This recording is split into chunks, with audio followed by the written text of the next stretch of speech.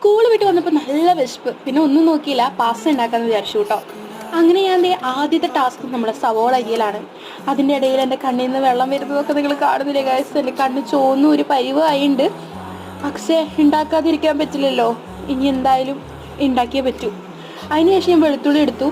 പിന്നെയാണ് ഞാൻ ആ ഒരു സത്യം മനസ്സിലാക്കിയത്, വീട്ടിൽ പാലില്ല ഗൈസ്.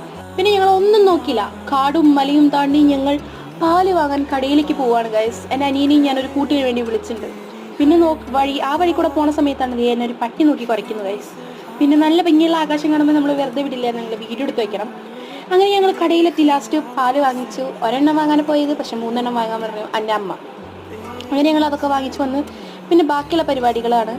ഞങ്ങൾ കുറച്ച് ബട്ടർ ഒഴിച്ചു, പിന്നെ മൈദ ഇട്ടു, പിന്നെ അതിനുള്ളിലേക്ക് ഒരിക്കാനും ചില്ലി ഫ്ലേക്സ് കാര്യങ്ങളൊക്കെ ഇട്ടു, പിന്നെ സവോള വഴറ്റി, പിന്നെ മാക്രോണി ഇട്ടു.